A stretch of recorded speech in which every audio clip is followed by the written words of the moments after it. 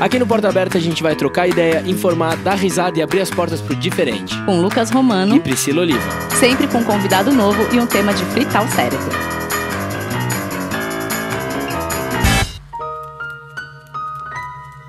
Sejam muito bem-vindos a mais um episódio um pouco diferente do Porta Aberta. Apague a luz, coloque um fone e deixe sua imaginação fluir.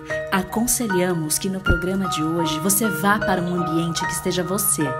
Somente você. Isso, somente você. Se é que você estará sozinho ou sozinha. Mas antes de começar... Ah, você tem certeza que quer continuar? Depois de 7 dias que você ouvir este episódio, uma garotinha vai aparecer no pé da sua cama, te desejando boa noite. Ah, e são 7 dias úteis. Você tem certeza de que quer continuar?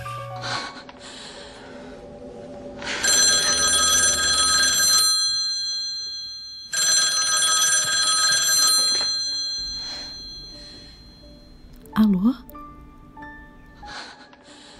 Quem é? 7 days. Quê? 7 dias. Ah, Agora já é tarde demais, amiguinha. é amiguinha. Amiguinha, daqui 7 dias eu te encontro.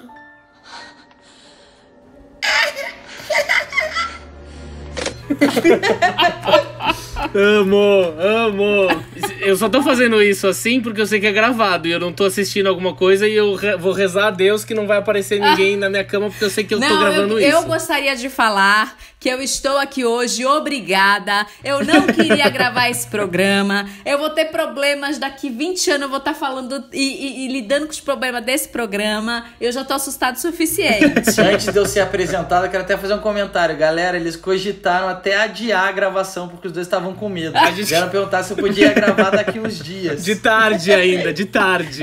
Hoje, no dia do convite, eles falaram: você pode outro dia, que a gente tá meio com medo de gravar esse podcast.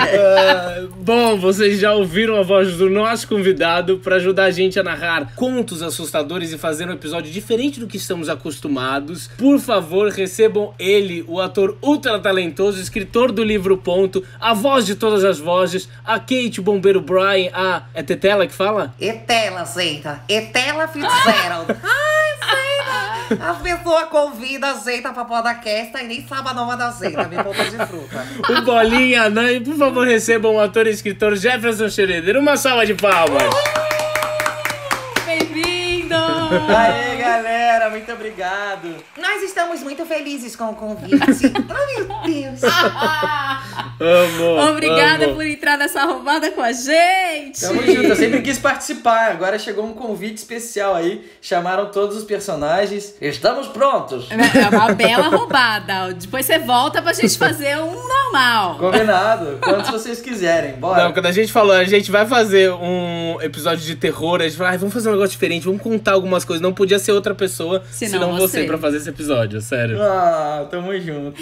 E Jeff, você tem medo de filme de terror? Como é que é? Porque eu sou uma pessoa que eu tenho pavor, tenho medo, não assisto. Assim como eu já avisei o Lucas que eu não vou ouvir esse episódio pronto, porque me perturba. Como é que é pra Priscila, você? mas a gente tá gravando o episódio, não tem por que você não ouvir. Eu já vou estar suficientemente traumatizada só com a gravação. Não preciso postergar. Ó, eu achava que eu não tinha medo, tinha essa coisa de olhar pras imagens e pensar, o sangue é de mentira, o monstro é uma pessoa vestida e tal. Mas eu lembro que quando eu assisti O Exorcista, eu fiquei com muito medo. Eu lembro disso até hoje, que eu de madrugada, eu tive uma coisa de achar que tinha uma sombra no corredor do lado do meu quarto. E eu gritava bem alto pros meus pais, pai, Ai, meu Deus. mãe, pai, pra que eles viessem no meu quarto, eles não vinham, e daí foi me dando um terror assim, porque foi no dia que eu assisti. Mas você via ou você achava que tava lá? Não, eu achava aquela coisa assustado assim, né? Eu tive a impressão que tinha uma coisa no corredor.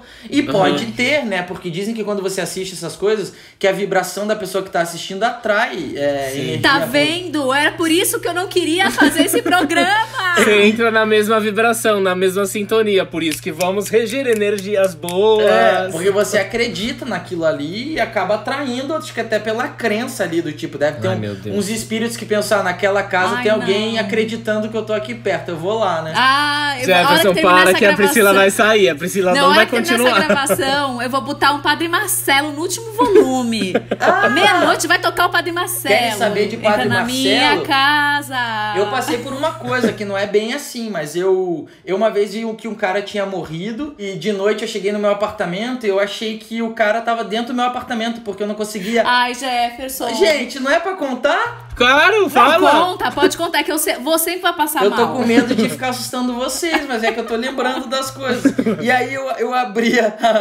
Fui tentar abrir a porta do meu apartamento e não abri. Eu achei que o cara tava dentro do meu apartamento. E aí eu batia na porta, cheguei a perguntar pro porteiro se tinha alguém dentro do meu apartamento. E aí, assim, depois eu fiz uma oração na porta do meu apartamento. Consegui entrar. E aí eu botei umas músicas também, assim, meio de igreja quando eu entrei. Por isso que eu lembrei agora, você falando. Não, eu vou botar o Padre Marcelo aqui. E a Annabelle, quando eu vi, eu parei no meio. Porque eu achei... diabólico, assim, eu pensei, meu Deus, que energia pesada. Muito, e não assisti. muito. Então, sim, respondendo a sua pergunta, sim, tenho medo. Mas vamos fazer o seguinte, Jeff, antes da gente realmente começar, pra quem ainda não mora neste planeta Terra, não te conhece, conta um pouquinho de você pros nossos abertinhos e abertinhas. Ô galera, eu sou o ator, meu nome é Jefferson Schroeder, um sobrenome aí meio difícil de dizer, mas é Schroeder. E eu também faço umas vozes, faço uns vídeos no meu Instagram, @SCHJefferson, com 2 Fs, confiram lá.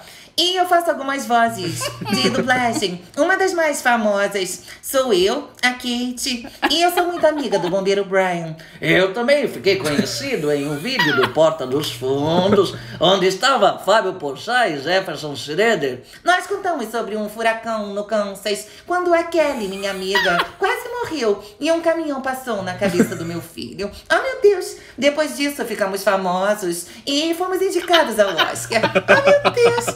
Isso é uma mentira. Ai, sério, amo. Sou eu, galera. Bom, Amo. esse é o convidado que temos, amores, É o de que tem pra nada, hoje. presente de Halloween pra vocês. Então vamos começar introduzindo um pouquinho pra vocês na cultura do Halloween, tá? Muita gente não sabe, mas a festa do Halloween é praticada há mais de 3.000 anos, Brasil. Ela surgiu com os celtas, que é um povo que era politeísta e acreditava em diversos deuses relacionados com os animais e com as forças da natureza. O nome Halloween surgiu da junção das palavras Halo, que é um termo antigo para santo, e Eve, que significa véspera. E assim, a noite anterior ao Dia de Todos os Santos virou o Halloween. Os celtas celebravam o festival de Samhain, o qual tinha duração de 3 dias, com início no dia 31 de outubro. E acreditava-se que nesse dia os mortos se levantavam e se apoderavam dos corpos dos vivos. Por isso, eram usadas fantasias e a festa era repleta de artefatos sombrios com o intuito principal de se defenderem desses maus espíritos. Mais tarde, a igreja, sempre a igreja, começou a condenar o evento e foi daí que surgiu o nome Dia das Bruxas. O engraçado é que essa cultura do Halloween, ela é uma cultura oral, porque não existe nada escrito sobre isso. Foi do boca a boca. Do boca a boca. O Trick or Treat também surgiu com esses rituais. As pessoas batiam de porta em porta em busca de um pedaço de um bolo que chama bolo de alma, que era um bolo recheado com groselha, e em troca disso as pessoas rezavam para os espíritos da família de quem doava. Com o passar do tempo, esse ritual foi substituído por crianças fantasiadas pedindo doces nas portas de casas. Achei interessante porque tem essa coisa, a gente tem medo das assombrações e dos espíritos, mas você vê, as pessoas se vestiam de espírito pra assustar os espíritos. Sim. Então os próprios espíritos têm medo de espírito. Não é? É igual o carranca que bota na frente do lugar porque é um bicho feio que espanta outro bicho feio.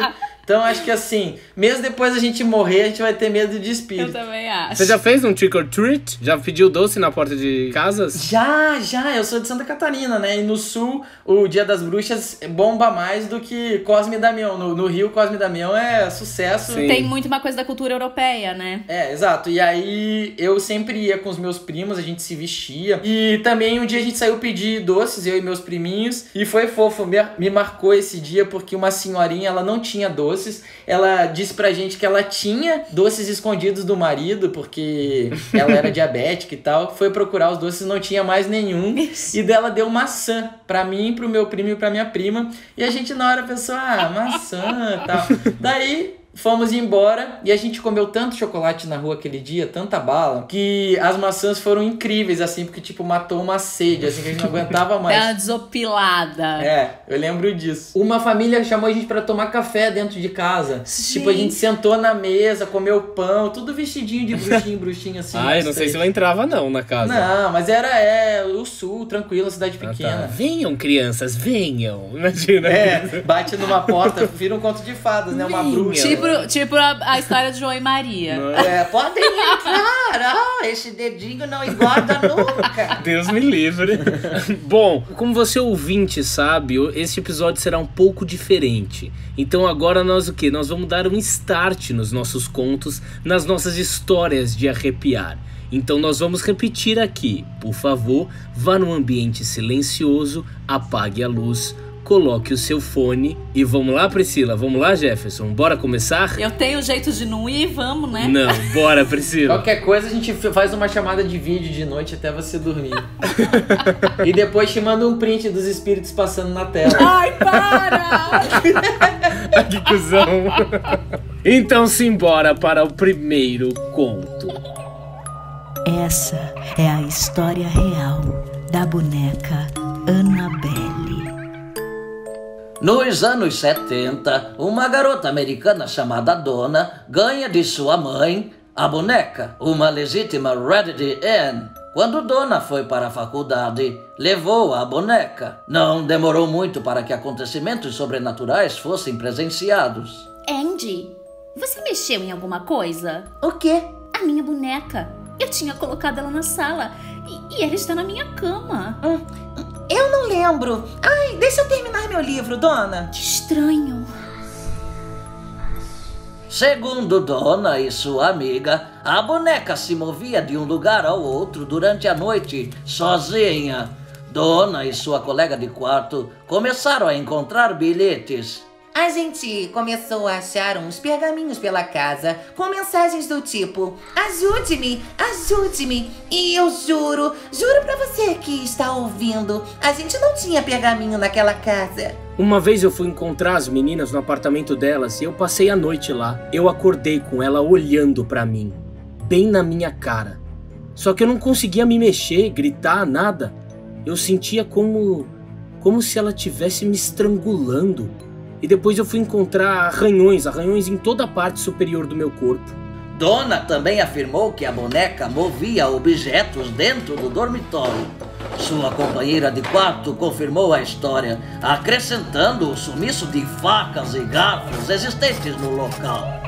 Depois de vários eventos, as amigas recorreram a um médium que descobriu a história de Annabelle Riggins, uma jovem que pode ter morrido em sua propriedade aos 7 anos de idade e que Annabelle se sentia confortada com a presença das amigas. E então, elas deram permissão a Annabelle para habitar a boneca. Uma noite, Donna chegou ao quarto e viu a boneca sentada em sua cama e viu suas mãos de pano sujas de sangue. Foi quando o casal Lorraine e Eddie Warren entraram em cena, já que eram famosos por serem os caçadores de coisas sobrenaturais da época. Quando eu e meu marido conhecemos Donna e a boneca, ficou claro que havia uma presença demoníaca na boneca, uma presença desumana. Ela não estava querendo ficar presa à boneca, e sim procurar um hospedeiro humano. E pedimos para a Donna que se desfizesse da boneca imediatamente. Mas como ela não conseguia se desfazer, Donna concordou em ceder a boneca para mim e Ed, meu marido. Colocamos a boneca em nosso carro e pegamos a estrada até a nossa casa. E foi um tormento. A direção hidráulica desligava, ligava o limpador de para-brisa, o carro derrapava além do meu controle. Eu tive que borrifar água benta no banco de trás para voltarmos para casa. Até hoje, a boneca fica guardada em uma caixa de madeira com vidro no museu do casal Warren desde então. Quer você acredite ou não, o casal caçador de fantasmas acreditava. E seu genro, que hoje cuida do museu, diz que é o artefato mais assustador que eles possuem no museu.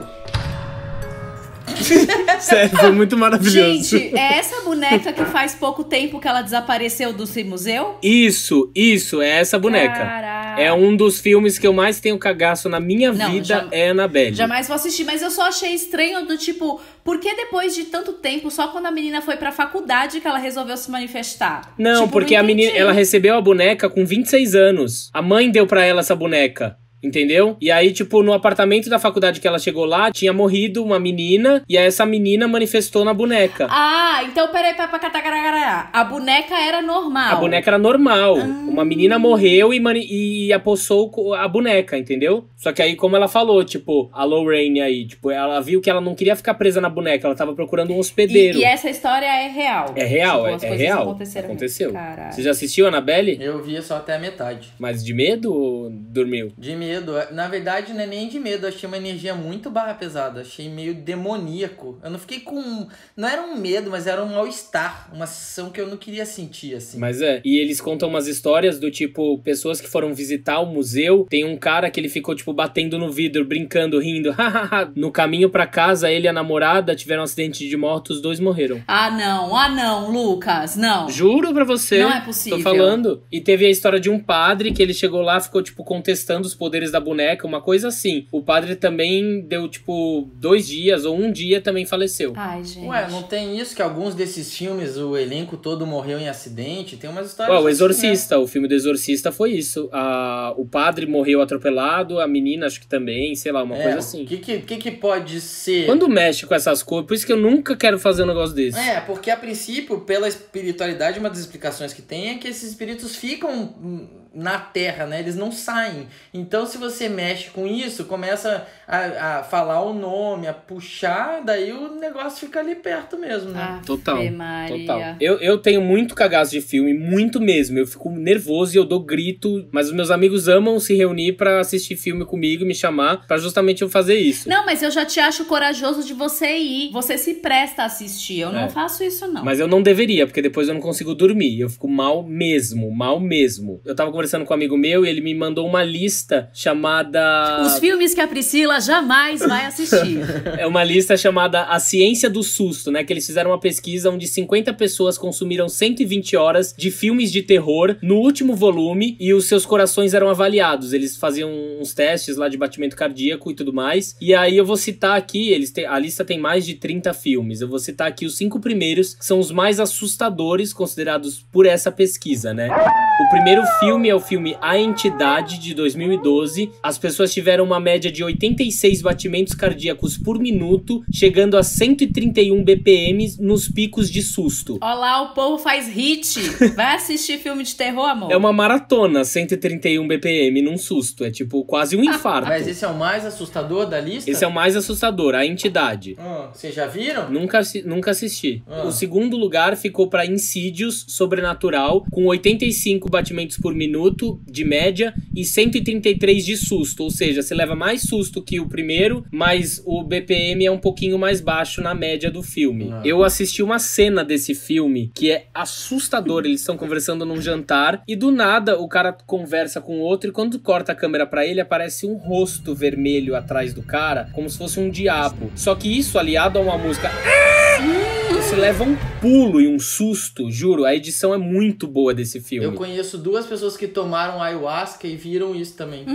Pelo amor de Deus, nunca na vida. Que viram tipo um diabo atrás. Nunca na vida. Eu morro de medo de tomar ayahuasca. E esse é um dos motivos. Porque eu tenho medo do que eu vou ver. Nunca tomei também. Também não. E o terceiro, pra mim, é o pior de todos, até porque eu não vi os 2 primeiros, é o... Titanic. The Conjuring, A Invocação do Mal, com média de 85 BPM e pico de 129 BPM. Pra mim, é o pior filme que eu já vi na minha vida. Eu sonho até hoje com a freira, eu sempre falo isso.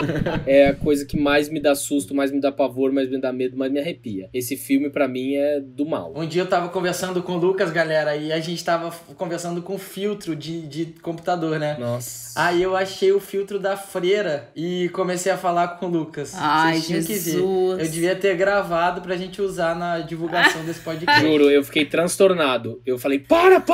Eu nem lembro que é a reação que eu tive. E era um filtro bem tosco. Mas lembra, não dá. E a gente citou aqui o casal Warren, né, no conto da Annabelle, na história da Annabelle, e conta a história desse casal, na Invocação do Mal é esse casal. Ah, é? É a história desse casal desvendando esses mistérios. Então tem Invocação do Mal 1, Invocação do Mal 2, ou Annabelle, é tudo em volta desse casal. E é real? Essas histórias, eles investigaram essas coisas? É real, são reais. São reais. Esse museu existe, né? O Museu da Boneca Annabelle existe. E acharam a caralha da boneca ou ela fugiu, foi embora, ninguém sabe onde ela tá? Ah, eu não quis pesquisar. Mas ela tá desaparecida até agora. Assim, a boneca sumiu do museu, é isso? Recentemente? Sim. Aí eu queria saber se... Enquanto vocês falam, eu vou procurar aqui se a boneca da Annabelle apareceu. Procura. Mas ela tá atrás de você, Pri. Para, Jefferson! O que eu ia falar? Ah, eu sou do sul, né? Numa cidade pequena, Canoinhas. E meu pai me contou uma vez, tem um bar lá de esquina que ficou famoso porque as coisas começaram a mexer. As mesas, as cadeiras e tal. Meu Jesus. Que tem aquele filme Poltergeist. Poltergeist. Que é tipo isso, que é tipo um fenômeno, não é isso? Não sei. Tem o Ronaldinho Fenômeno e tem o Poltergeist. Mas só pra fechar aqui, o quarto filme que me deixou muito perturbado e que eu assisti também é Hereditário, com 83 BPM, picos de 109. Esse filme é excelente. E em quinto lugar, o primeiro da franquia Atividade Paranormal, que eu nunca vi, nunca quero ver, nem sonho. Nossa. Que é com 82 BPM, picos de 127 batimentos por minuto. Pra você que quiser ver a lista completa, a gente vai ter o link da descrição ali do episódio, pra você ver aí, escolher o filme que você quer assistir baseado nos sustos que você quer levar. Vocês têm um pior filme de terror que vocês assistiram na vida ou não? Pra mim, o Sexto Sentido mexe com a minha vida até hoje. O Sexto Sentido eu assisti com 12 anos. Não, pelo amor de Deus. O Sexto Sentido é muito bem feito, né? Porque é muito real, né? Ele não quer te assustar, ele conta uma realidade quase. Pelo amor de Deus. Cada vez que eu vou entrar na minha cozinha, eu falo, será que vai estar aberto os armários? Ou será que eu vou entrar lá e tá tudo certo? Tenho pavor. Será que é um espírito bagunceiro ou de uma diarista? Ai, podia ser um espírito bem generoso. Passava aqui e me deixava uns $100. Você chega e fala, o banheiro tá limpo hoje. Aí tem um espírito de uma diarista. Ai, passei aqui, tô indo embora. Precisa pagar não, que da onde eu moro não usa mais dinheiro. Beijo, amada. Bom, Brasil, agora a gente vai pra próxima história. Então apaga a luz e fica alerta. O caso da família Smurl. Tudo começa quando a família Smurl, para escapar de inundações e dos danos dos furacões da cidade de Agnes, se mudaram para um duplex em West Pittston em 1972. Logo após se instalarem no local, a mãe Janet deu à luz aos gêmeos Shannon e Karen. Durante os primeiros 18 meses vividos nesta casa, a família encontrava-se feliz com a nova moradia, até que em 1974 o clima começou a mudar. Eu comecei a perceber que as gavetas começaram a abrir e fechar sozinhas. O clima daquela casa começou a mudar, o ambiente estava obscuro, a TV do meu marido, Jack, explodiu. Manchas estranhas apareceram no tapete, cheiros amargos e desagradáveis começaram a se manifestar, e eu fui puxada da cama após fazer amor com meu marido. Até mesmo nosso cachorro, o pastor alemão, foi vítima de espancamentos e maus tratos, e não sabemos de onde eles vieram. Após esses relatos, os Smurl logo contataram o casal caçador de casos sobrenaturais, Ed e Lorraine. E o casal descobriu que a família era perturbada por 3 espíritos menores e uma entidade demoníaca. A intervenção dos Warrens parecia só piorar a situação. Jack fora estuprado por um súcubo, um demônio feminino, enquanto Janet fora abusada sexualmente por uma figura humanoide, ouvindo barulhos de porcos, o que é um sinal... Ai! Caralho! Para, Jefferson! Nossa, olha isso! Filho da mãe. Ouvindo barulho de porcos, o que é um sinal grave de infestação demoníaca. A igreja recusava realizar um exorcismo e o casal recorreu ao padre McKenna, que realizou 2 rituais e não fez nada além de irritar o demônio. Jack, então, foi à TV, participando de um programa local chamado As Pessoas Estão Falando. Após várias recusas da igreja, a imprensa pressionou a diocese de Scranton a fornecer ajuda. E segundo Jack, as coisas melhoraram um pouquinho. A gente chamou um padre e foi realizado um terceiro exorcismo na casa. E as coisas finalmente pareceram dar certo. mas a paz durou apenas 3 meses. Eu encontrei um sinal em forma de tomada na parede, agarrei o terço e rezei. Eu pensava ser um caso isolado, nada a ver com o primeiro, mas não era, eu estava errado. Logo a antiga rotina da casa voltara, dessa vez mais violenta. Os Smurls mudaram-se para outra cidade então. A Igreja Católica realizou um 4º exorcismo em 1988, o que parece ter colocado um fim ao pesadelo. Nossa, fiquei até com dor de cabeça. Essa também é uma história real. É real, é tudo dos casal Warren. Esses caras, esse casal, assim, é um absurdo. Eles eram um fenômeno, assim, porque sempre chamavam eles pra resolver todos os casos de espíritos, ou obsessão, ou que ninguém sabia o que tava acontecendo. E aí um dia descobriram que eles dois já estavam mortos, né? Tipo isso, o quase, sexto né? sentido. Vocês tinham medo de alguma lenda urbana quando vocês eram criança? Tipo, tinha alguma que vocês lembravam que assustavam muito vocês? Pra mim era o Homem do Saco. Eu morria de medo do Homem do Saco. Não sabia quem era, não sabia como era, o que era. Eu imaginava um homem enorme, não sei, com um saco que roubava as criancinhas.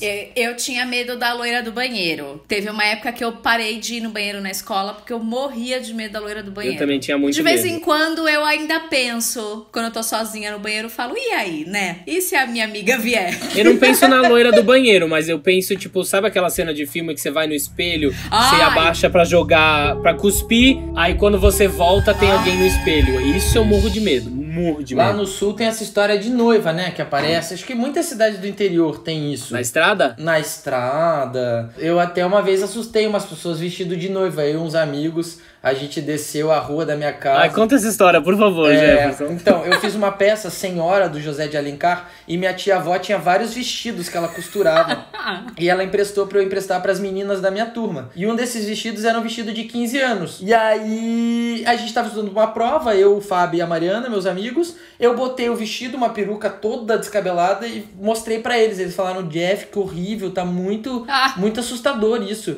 Eles falaram, vamos na rua assustar as pessoas? Eu falei, cara, ninguém vai acreditar, assim, vão todo mundo saber que é uma pessoa vestida e tal. Mas não, as pessoas se assustavam muito. Teve 2 meninas só que, tipo, jogaram pedra, me xingaram, assim, parecia que elas eram as filhas dos Warren. Acabou quando passou um carro da polícia, assim que a gente tinha assustado uma vizinha nossa, que inclusive tinha estudado com meu irmão, e aí os meus amigos desceram. A gente, tipo, disse pra eles que a gente tava ensaiando uma peça. Daí eu lembro dela voltando pra casa, assim, gritando pra minha casa, eu vou contar pra tua mãe, Jefferson.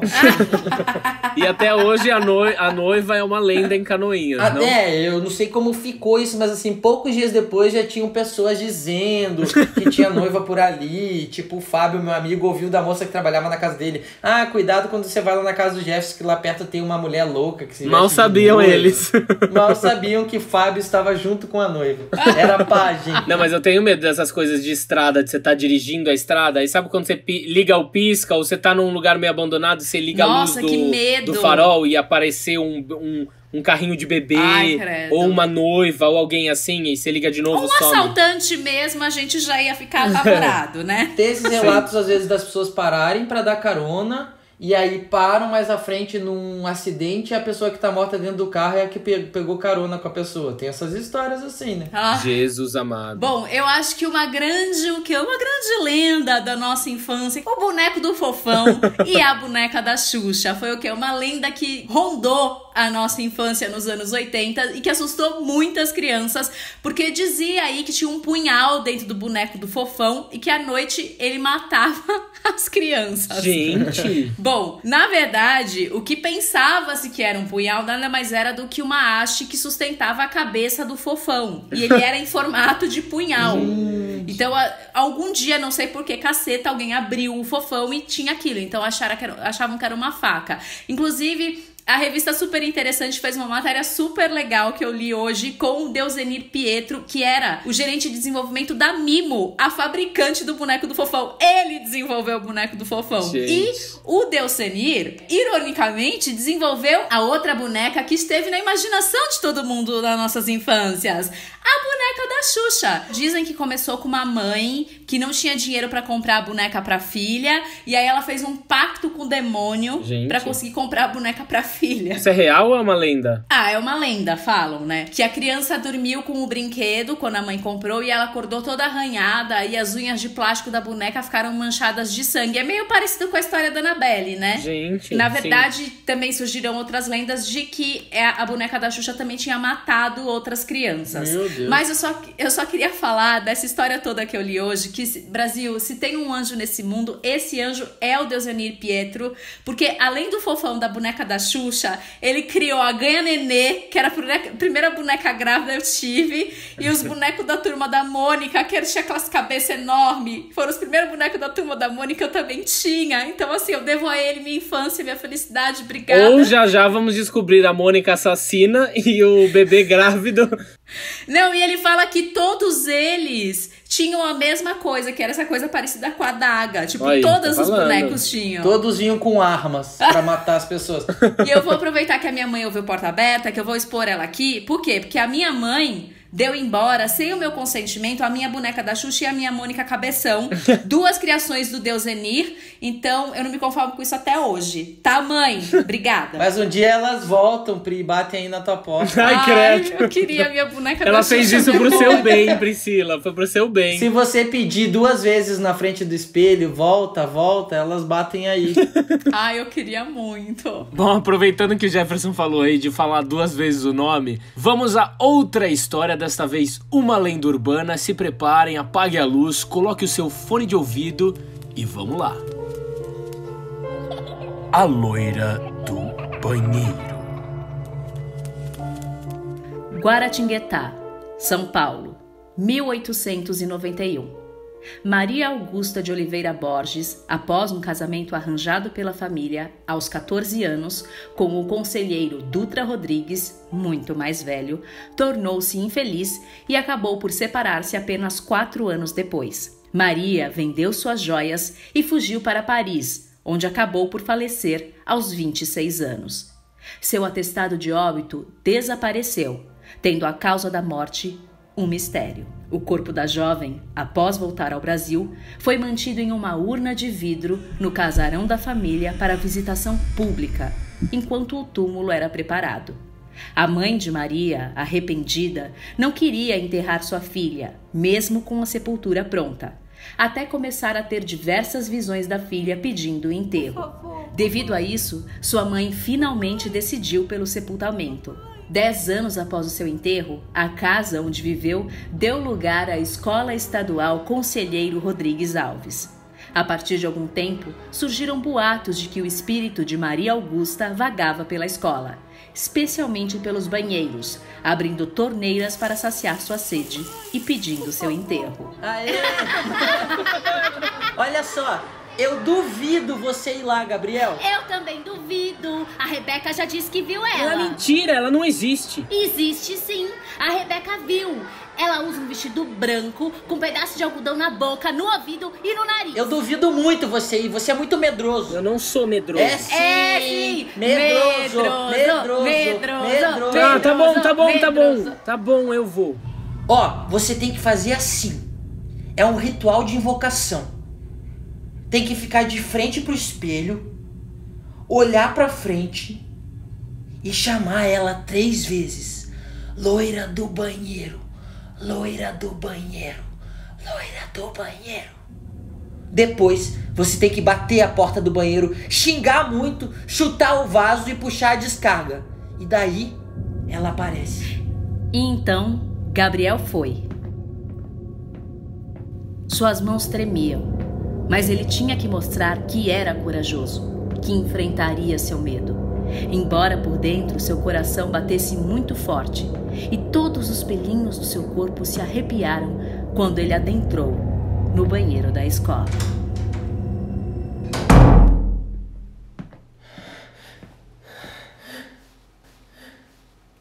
Loira do banheiro.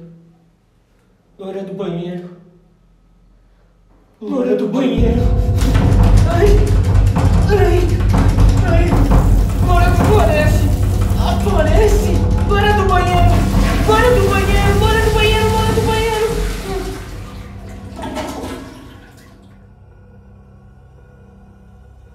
Olá! Priscila tinha me falado que o sonho dela era se ela gritasse Loura do banheiro e batesse e tocasse a música da El-chan. Loura do Tchan. Ela entra assim, linda, toda feliz. Entra a Carla Pérez. Aparece o espírito da Carla Pérez e da Sheila Mello. Tem certeza? Não, o castigo é você assistir Cinderela Baiana, meu amor. Que é a pior filme. Então, Não fale isso, Cinderela Baiana é maravilhosa. todos os animais têm direito à liberdade, não é isso? Voa, passarinho. Você fala, loira do banheiro, e aparece Carla Pérez soprando um passarinho. E jogando a enxada no chão. Ia bater mó papo se fosse a Carla Pérez, a loura do banheiro. Ia ser maravilhosa. Já pensou? Maravilhosa. Lucas ia dizer, me ensina aquela coreô do... Certeza. E por falar nisso, coitada da loira do banheiro, né? Acabou a história dela, a judiação. Porque na quarentena, ela ficou sozinha na escola, né, gente? Ficou sozinha, tadinha. Coitada. Ninguém mais foi. Então, A gente acabou contando uma história brasileira, né, e 2 estrangeiras, mas acho que tem uma das histórias mais aterrorizantes de todas é aqui no Brasil, não é mesmo, Priscila? Fazendo essa pauta, e apesar de eu ser o quê? Cagona, eu enfrento os meus medos sim, depois eu choro sozinha. Eu estava vendo e lendo sobre o caso do edifício Joelma, né? Pra quem não conhece, o Joelma é um prédio muito famoso aqui em São Paulo. Onde é o edifício Joelma? Eu não faço ideia o que é isso. É na frente do Terminal Bandeira, ali na 9 de julho. Não sei. Hoje ele chama Edifício Praça da Bandeira, mudaram o nome. E em 1º de janeiro de 1974, houve um desastre que é considerado um dos maiores desastres em prédios no mundo também, que ele pegou fogo muito rápido. Das 750 pessoas que estavam no prédio, aproximadamente, o número de mortos não é certo, tá, gente? Cada lugar eu vejo um número. Mas aproximadamente 190 pessoas morreram, mais de 300 ficaram feridas. E qual era a cagada? Os bombeiros não conseguiam chegar para salvar as pessoas. O Joelma é um edifício de 25 andares. O fogo começou no 12º. Só que na época, a escada de incêndio era uma escada só. Não tinha isolamento contra fumaça, não tinha isolamento contra fogo. Então as pessoas ficaram realmente presas. E o que acontece? Existe uma lenda. Primeiro que tem a história das 13 almas do Joelma, que são 13 pessoas que foram encontradas dentro do elevador e não conseguiram ser identificadas. Essas 13 pessoas foram enterradas no cemitério do Vila Alpina juntas. E vários frequentadores dos cemitérios, os coveiros, o pessoal que cuida do cemitério, dizem que eles escutam gritos, pedidos de socorro, pedindo água. Então as pessoas jogam água nos túmulos, inclusive viraram as 13 almas. As pessoas são devotas das 13 almas. Tem até uma oração. Nossa, eu não fazia ideia. Virou um ponto turístico as 13 almas. E o edifício, até hoje, guarda muitas histórias. Ele é considerado um dos lugares mais mal assombrados do mundo. Já teve várias reportagens do Joelma sobre isso. E, inclusive, é terminantemente proibido você filmar qualquer coisa dentro do Joelma. Uns anos depois do acidente, o Chico Xavier psicografou algumas cartas. Essa história virou filme. Inclusive, durante a filmagem que foi feita no próprio Joelma, a equipe de filmagem registrou algumas imagens bem estranhas. E até hoje, as pessoas que trabalham lá dizem que acontecem coisas esquisitas, eles veem vultos, eles ouvem gritos. Existe esse filme? Tem como a gente assistir esse filme? Tem, é com a Beth Goulart. É com a Beth Goulart. Chama Edifício Joelma, 23º andar, que conta a história dessa menina principal, que é feita pela Beth Goulart. Mas é um filme de terror? Não, deve ser um filme de espírito, né? Porque é baseado no livro do Chico Xavier. O Chico Xavier psicografou seis pessoas que morreram no Joelma. Caramba. E, como se não bastasse, o lugar onde fica o edifício Joelma, antes de ser o prédio, ele era uma casa que teve um crime que ficou muito conhecido, tem fotos, tem relatos, que chama o crime do poço. Na época, um professor da USP morava lá, um professor de química, e ele matou a mãe e as irmãs e jogou todas no poço. A polícia descobriu, quando foi lá prender ele acabou se matando. Então dizem que já é um lugar que não tem uma energia assim muito gracinha. Nossa, não mesmo. É um dos lugares mais mal assombrados do mundo, fica em São Paulo. Gente. A história do Joelma também ficou conhecida, uma parte de que as pessoas foram subindo, fugindo do fogo. Sim, porque elas não tinham como descer. Isso, e os bombeiros não conseguiam pegar helicóptero, coisa assim, sei lá. E aí pegaram fogo, né, lá em cima, não foi isso? Isso, porque o que acontece? Anos 70, né? Então as as estruturas eram completamente... tudo que tinha dentro do edifício não tinha isolamento contra fogo. Então, simplesmente foi pegando fogo tudo. E as pessoas não conseguiam descer, subiram. Os helicópteros não conseguiam resgatar a maioria das pessoas. E lá em cima, a temperatura era de aproximadamente 100 graus. Nossa. As pessoas morreram lá em cima, a céu aberto. Então, assim, é uma história muito pesada. Quando eu era pequena, meu tio tinha uma namorada que ela trabalhava no Joelma. Mas eu era muito pequena. Uhum. Mas ela falava que tinha umas coisas bizarras que aconteciam dentro daquele prédio. Jesus. Olha. Eu não piso lá, mas nunca na minha vida. Mas as pessoas vão nesse lugar? É um conjunto de prédios comerciais. Ele funciona até hoje. Ele é um prédio normal. Ele é um prédio normal. Tanto que eu acho que tem um partido político que tem uma sede que é no Joelma e que eles só foram pra lá depois que eles fizeram um ritual de limpeza e tudo mais. Mas eu jamais. É bem aquelas histórias de você trabalha o dia inteiro lá e um fala assim, não, vou ficar um pouquinho mais depois do expediente. Nossa. As luzes abaixam. Tem várias as luzes abaixam histórias. e aí começa a ouvir tudo. Imagina que horror. Mas o que mais me impressiona é por que até hoje é proibido, a não ser que você seja uma equipe de filmagem de TV devidamente autorizado, fazer qualquer tipo de filmagem dentro do Joelma. Pelo amor de Deus. Pra mim, alguma coisa aí tem. Vocês estavam falando isso, eu lembrei que uma vez eu recebi um inbox de uma seguidora dizendo que o vô dela, alguma coisa assim, foi no cemitério fazer alguma coisa, visitar um túmulo, e na hora de ir embora, falou alguma coisa assim pra um túmulo. Bom vocês que estão aí, que já estão descansando, queria eu estar aí, não sei o que. E que quando chegou em casa, não sei como, se foi pelo rádio que deu alguma coisa, tinha um espírito falando que tinha ouvido ele falar no cemitério, que há anos procurava por uma resposta de pessoas que respondessem algum chamado do tipo, que não entendia porque que ninguém falava com ele e que queria ajuda e tal. Então o cara atraiu um espírito para dentro de casa porque brincou com o túmulo e o espírito pensou, meu Deus, tem alguém falando comigo, sabe? Jesus amado, meu Deus. Gente, minha luz piscou, juro pra você. Juro, vocês viram? Ela fez assim, ó. Eu não quero, não falei com ninguém. Eu lembro que teve uma mulher que trabalhou lá em casa, a Maria, que o marido dela gostava muito de uma música e ela contava que na noite que ele morreu, ela acordou de madrugada, sei lá, com a música tocando no rádio. E ela, tipo assim, o rádio ligou do nada com a música e ela, tipo, tirou o rádio, desligou e depois a música voltou. Era uma coisa assim, meio... Eu lembro dessa história. Meu Deus! A Rita Fischer, no episódio de Neuras, ela contou a história, né? Que ela acordou e tinham 2 pessoas paradas na frente, mexendo no computador dela, tocando uma música, assim. Pelo amor de Deus. Eram espíritos hackers. Exatamente. Ai, Jesus amado. Vamos finalizar este episódio com energias boas lá no alto. Nossa, gente, eu não vou dormir. Eu lembrei de mais 2 historinhas curtinhas de gente que não me contou. Ai, meu Deus. Uma amiga morava numa casa bem antiga e que tinha aquelas paredes de pedra de rio, não sei o que é coisa antiga. Sim. E ela numa noite viu tipo quase que um grupo de pessoas assim que passaram pela parede assim, tipo uma... Ela sempre usa a expressão de horda, uma horda de fantasmas. Eu já vi ela contar mais de uma vez essa história. Não eram os professores do Harry Potter fazendo passagem? Parece, não parece? É coisa do Harry Potter. E uns outros amigos que contaram uma vez que estavam jogando baralho com uma vela acesa numa casa e viram uma pessoa, tipo, encostar a porta e sentar na roda, sendo que ninguém tinha levantado. Ai, gente. Credo. Igual essas histórias da Annabelle, que falam, imagina, começou a sumir faca, coisas começaram a mexer de lugar e ninguém sabia quem era a boneca. Mesmo depois de morta, continuou cleptomaníaca. Eu morri, mas continuo roubando. Ai.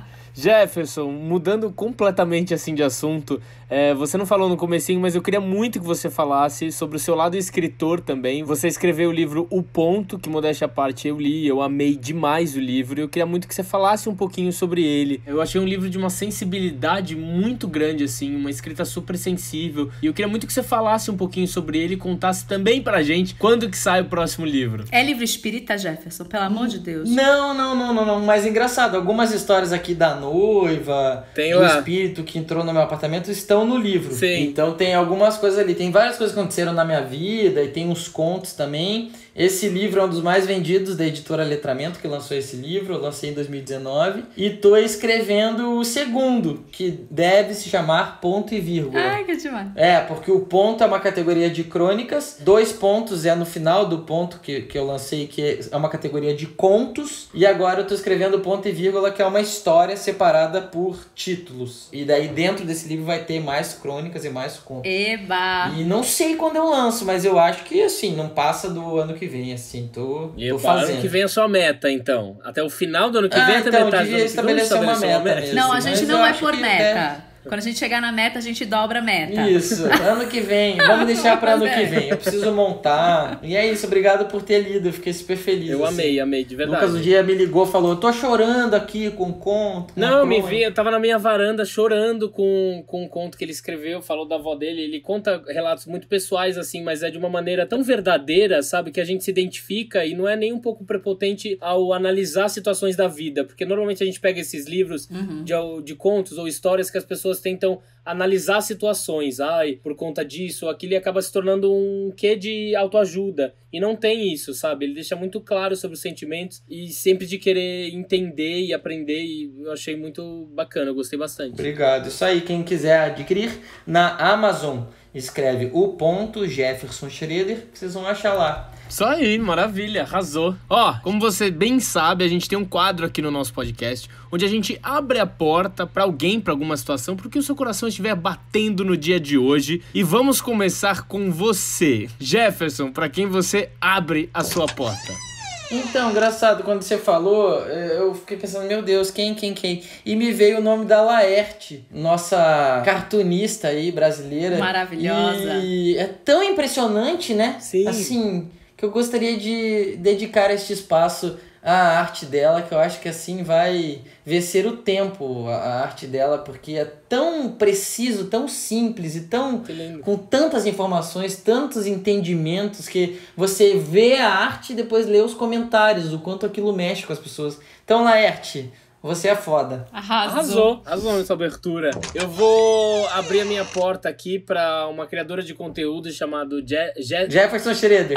Pra uma criadora de conteúdo chamada Jéssica Diniz, porque ela fez um vídeo excelente sobre embalagens de leite, né? Porque hoje em dia as embalagens, elas estão vindo compridas e você não sabe muito bem como abrir. Normalmente as pessoas abrem com faca, e ela fez um vídeo explicando a nova forma de abrir, que é uma tampinha redonda que vem em cima do leite, e ela explica as pessoas a abrirem. Gente, não então é possível. Ela rosqueia exatamente a tampinha do leite e ensina realmente. Eu achei uma dica muito valiosa para as pessoas que não sabiam abrir o leite com a tampinha branca, porque ela disse que devia estar escrito em cima tampa. Como ela não lê normalmente as embalagens, só lê data de validade. Como ela só lê a data de validade, ela não tinha percebido que era uma tampa. Então ela deu essa dica para os seguidores dela. Então eu abro a minha porta para essa dica valiosíssima de Jéssica Diniz de como abrir o leite ninho. Eu publiquei hoje isso, eu achei tão maravilhoso, porque dá vontade de ter Não, gente, mas não é possível. Não é possível que ela fez isso sério. Eu acho que não, sério, eu acho que ela fez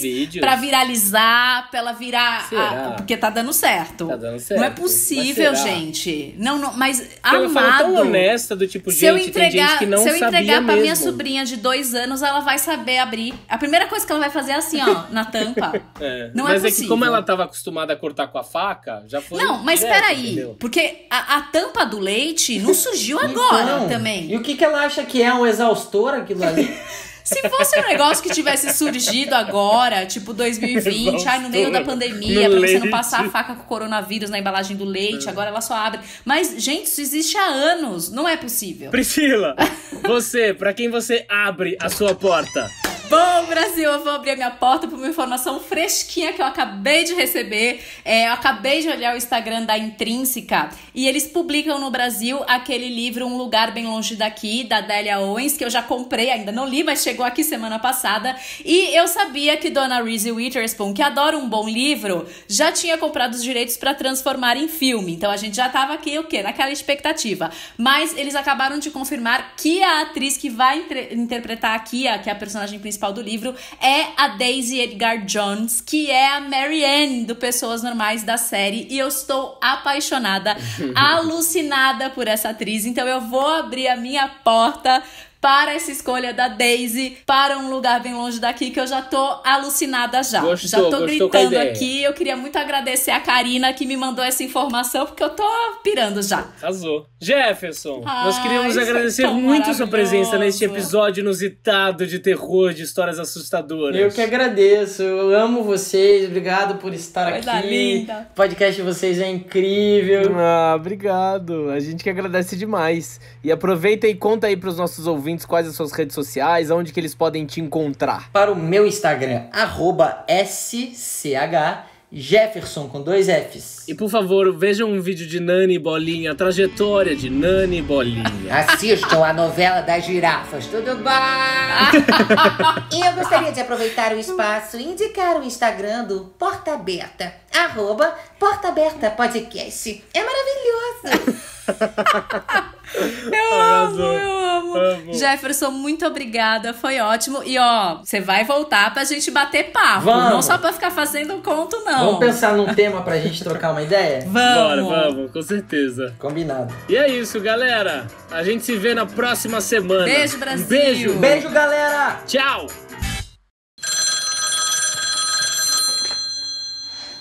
Se você chegou até aqui, parabéns. Eu te vejo daqui 7 dias.